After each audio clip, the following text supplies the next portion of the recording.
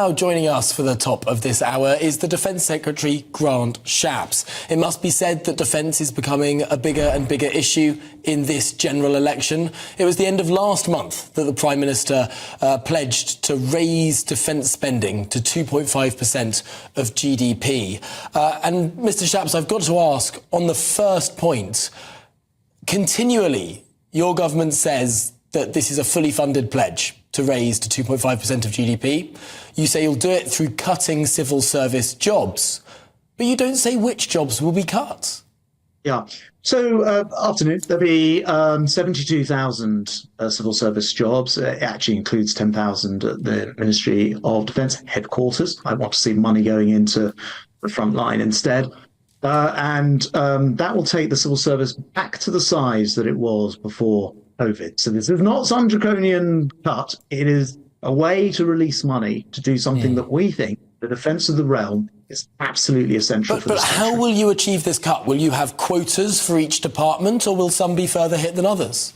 So the departments have all agreed with the Chancellor the reductions that will be required to do this. I did that even as the Secretary of State for Defence, even though we're primarily benefiting from this 2.5%, which is the equivalent to a massive £75 billion. Oh, hang on. The Defence Secretary is not 75 billion. It's only 75 billion extra if you assume that you were going to freeze defence spending. Yeah, but you weren't going to freeze defence spending. On flat cash. Yeah, that's absolutely right. But it is a commitment nonetheless to that money. And I can tell you it makes a real significant difference if you're sitting in the Defence Secretary's chair, as I do, and you know that money's coming. And since every programme in procurement and defence is multi-year, it makes a very, very significant difference now to your planning. So it is important. And remember, Labour are not committing to this. They say they want to go to 2.5%. They won't cut those jobs in the civil service because their union friends will be upset. And so they haven't said when or how they do it. And it makes their view on security indefensible, in my view. It makes a much less secure future. And that's one of the differences between us. We have clear plans, bold plans, and security at the heart of them. Labour are not offering any of those things. I mean, the Prime Minister went as far as to say that if there's a Labour government, Vladimir Putin would be emboldened and essentially that our national security would be at risk. What evidence do you have to back up that claim? That's quite a big claim to make. Yeah. So I think the problem is, it's one thing to wish that you had 2.5%. That is the Labour's position. It's another thing to take the difficult decision to get there. We talk about the size of the civil service to pay for it. That's the Conservative position. That we have funded this thing and will therefore do it. Labour says they, and no reason to doubt it, they've been solid in their support of Ukraine. But you can't carry on, as we've said we'll do, ensuring they have £3 billion a year for as long as this takes, if you're not prepared take the difficult decisions in order to fund that money. And so, as I say, I think in every way, security of this country, which starts with defence of the realm, is risked by a party coming into power, which is not prepared to say how it would pay for increasing defence budget, which must lead you to assume they may not. And actually, given that Keir Starmer stood on the most left-wing socialist platform to become leader, given that nearly 50 Labour MPs voted against our nuclear Biden deterrent last time came up for a vote, given he's got 4 members of his shadow cabinet who are against the nuclear deterrent when it was voted for, there are lots of reasons to doubt that they'll be secure for this country. Mr Shapps, some of our viewers were slightly alarmed the other day to see that a new website has popped up. I think it was the Deputy Prime Minister, Oliver Dowden, who shared it. And this was a website where we're all being told to essentially hoard about 3 days' worth of tinned food and water in the case of an emergency. I mean, is there a possibility that there's going to be some kind of apocalypse? What's this for? What are we preparing for? Look, I think the job of any government is to make sure that we are ready for all eventualities. And as we've seen in the last few years with COVID, with the war in Europe, actually with the conflict in the Middle East now, things can change. Sensibly, any government therefore does planning. And what the Deputy Prime Minister has done is brought together all the different departments that would have a stake in that. Ministry of Defence is one, of course, but also the security services, the Cabinet Office, and many others, and thought about what we'd need to do under some more extreme circumstances. And that's not because we think that's about to happen, it's just sensible planning from any government. And I don't think anyone should be alarmed. I think people should actually feel reassured and more secure that we've got a government that actually bothers to take the time to do those things. So we should all head to the supermarket and stock up on tinned soup and the like. But also, may I ask you, today, our Home and Security editor marked the 10,000th migrant crossing the Channel. That's a remarkable milestone. Your reaction, really? Over 10,000 people have crossed just this year. The Prime Minister says he wants to stop the boats. Yeah, well, look, it shows how difficult this problem is and how determined you have to be. Last year, we got it down by over a third from the year before. But you've got to carry on making sure that you bust the criminal gangs that bring people. But the Defence Secretary, this year it's up by more than a third. You've got to carry. I was going to the point I was going to make is these criminal gangs will exploit every possible loophole that they can. And what this government's been prepared to do is, frankly, have the guts to pass legislation to say, actually, if you come to this country in an illegal manner, then you will not get asylum. And then back that up by saying what will happen is you'll go to a third country, of course, in this case, Rwanda. And we want to see those planes leave for Rwanda. Labour, Starmer has fought tooth and nail to prevent it. We're trying to stop the boats. You're trying to stop the planes. It doesn't suggest that you have a great deal of confidence in your Rwanda plan, that you're saying, of course, these planes will go off, but not until we all vote you back in. I mean, surely you can see that a cynical voter might think that that's a bit of a ploy. I don't think anyone should be cynical about it. I was actually there at the press conference the day after we finally, against tooth and nail opposition from Labour, passed the Rwanda bill just a month or so ago.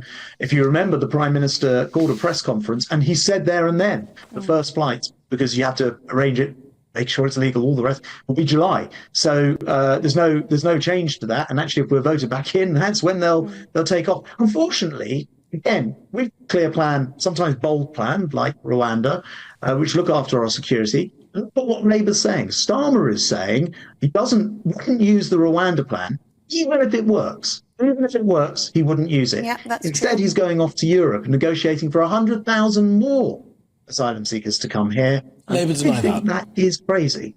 And Mr. Shapps, why has David Frost, Lord Frost, been banned from standing at the next election as a Tory candidate? So I'm not close to the detail of any of this, but what I can tell you is that to stand, you have to find a seat. I've been there myself in the past. You go around lots of different constituencies, and you have to be selected by. But he's claiming the he's local been banned, association. and he's awfully popular among the Tory membership. Well, as I say, I'm not aware of any details on that. I do know that you have to actually get selected, and sometimes, having been, I think I went to about 19 different selections. So it can be a very long-winded process, I'm afraid. Yes, it can be in normal time. Of course, in a snap election, very often it's the central party that then takes control, shortlists, less member involvement, and a lot of rumours about a lot of number 10 special advisors being found plum seats. I suppose we should be on the lookout for that. Would you be particularly surprised if various names that are cosy with various journalists and in with Mr Sunak get plum seats? Well, look, I'm not party chairman. I don't know. I once was party chairman. When I made very clear that we shouldn't have a large cohort of special advisors. I want people who come through who have great experience of the world behind them and are able to bring things to Parliament. Special advisors can do that to an extent. But I think you want a mix of people coming into politics from all different walks of lives and backgrounds. So it certainly wasn't my approach. I'm not super close to the process, so I'm afraid I can't shed much light on your question itself. OK, well, thank you very much indeed for your time. Grant Shapps, MP, Defence Secretary, of course. Thank you very much indeed. Thank you. Well, let's go now to our political correspondent, Olivia Utley, who's listening to that interview with the Defence Secretary. And Olivia, how big of an issue do you think defence will be over the course of the next 6 weeks? I think it actually will be a pretty big issue. The Conservatives are determined to make it a big issue. They see it as an issue where there is clear blue water between themselves and Labour. As Grant Shapps spelled out there, the Conservatives have committed to a 2.5% GDP increase in defence spending, whereas Labour have said that they would like to do it when economic conditions allow, which obviously doesn't mean very much at all. It is also an issue which is increasingly coming up at the very top of polls of what the people in the country care most about. Everyone is very aware that we are living in an increasingly less stable global environment with what's happening both in the Middle East and in Eastern Europe. And lots of people are putting security and safety and defence right at the top of their priority list. It is also an issue which can tend to favour the incumbent. People like the idea of, the person who is in charge already has the advantage of being seen as a statesman almost by definition. And so on issues of defence, these people, the incumbent who has relationships on the international stage, can often be at a little bit of an advantage. So the Conservatives will certainly try and put defence at the forefront of their election campaign. That said, there are plenty of Conservative backbenchers who are grumbling that actually 2.5 isn't enough. Ben Wallace, when he was Defence Secretary, he's leaving, but he does have a big following within the Conservative Party, wanted to raise defence spending to 3% of GDP, and the Conservatives have fallen short of doing that. And I think there are quite a lot of Conservative members who agree with Ben Wallace. So the Conservatives will try and make it front and centre of their election campaign, but there's a chance that might backfire among their own backbenchers. Yes, and I wonder if there's a clear enough dividing line when it comes to the defence spending pledges, because yes, the Conservatives say they are committed and they've outlined a way that they wish to pay for it, but Labour are still saying it's an ambition. Is there a big enough difference between those two positions for people to really, get a hold of this as an issue that they'd vote on?